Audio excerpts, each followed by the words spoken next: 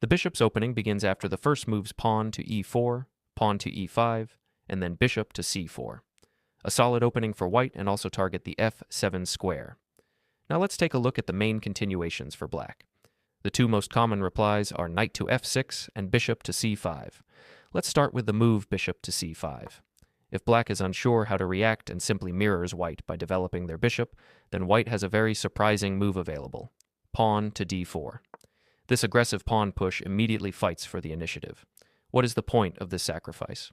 Well, if black accepts the challenge and captures with the pawn, which looks natural but is actually a mistake, then white has a brilliant tactical shot.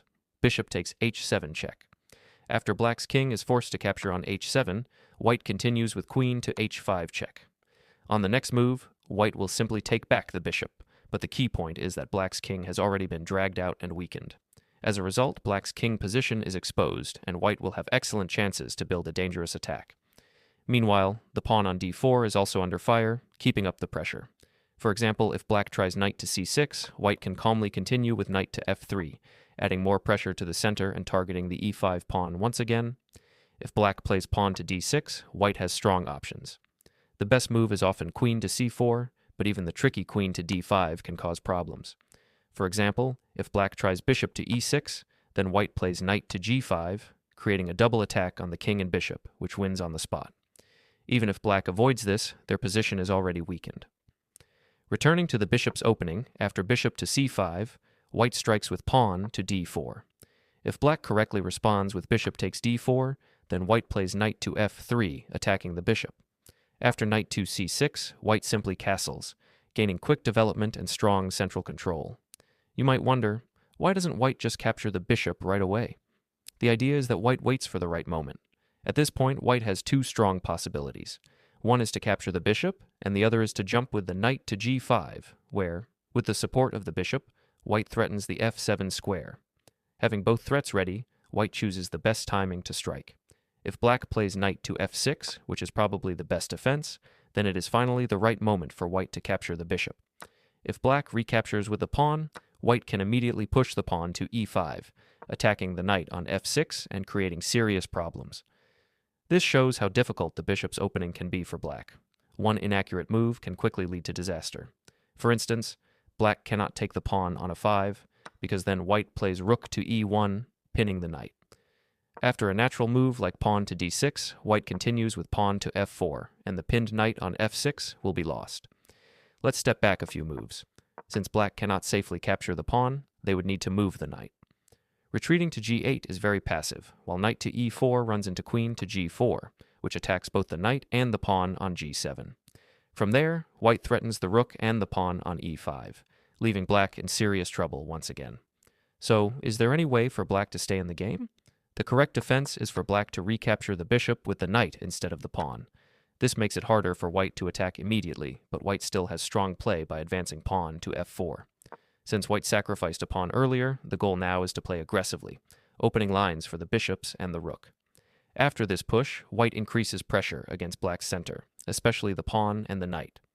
Once black defends, after the trade, white can continue with bishop to g5, pinning the queen and building initiative.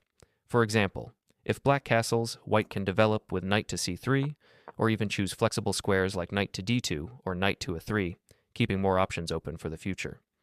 White can also play knight to c3, which makes perfect sense because the knight eyes the d5 square, adding pressure against both the center and the knight on f6. If black responds with bishop to e6, trying to develop while also guarding d5, white has a very clever idea: jump forward with knight to d5.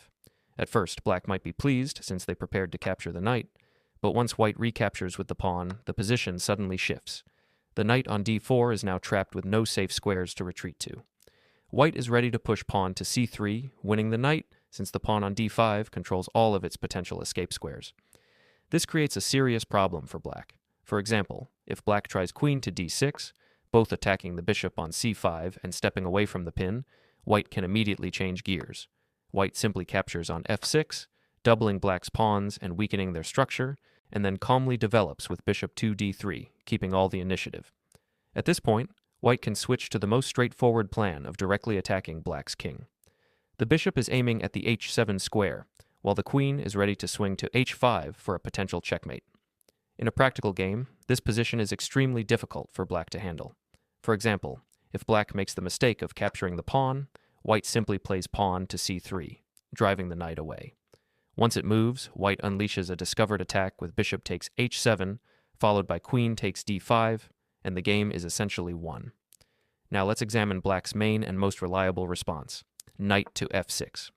This develops a piece, challenges white's center, and directly attacks the pawn on e4. The usual moves here would be knight to c3 or pawn to d3, both of which are solid and natural.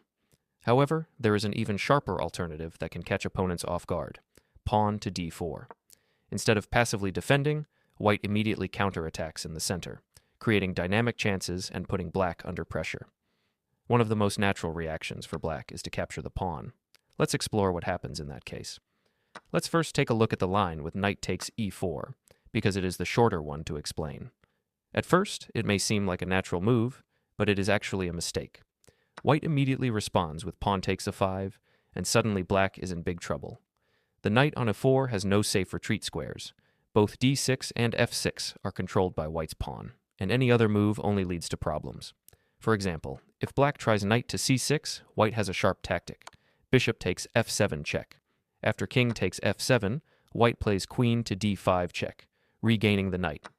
In this sequence, white wins the pawn on f7, exposes black's king, and prevents black from castling. This leaves white with a clear and lasting advantage.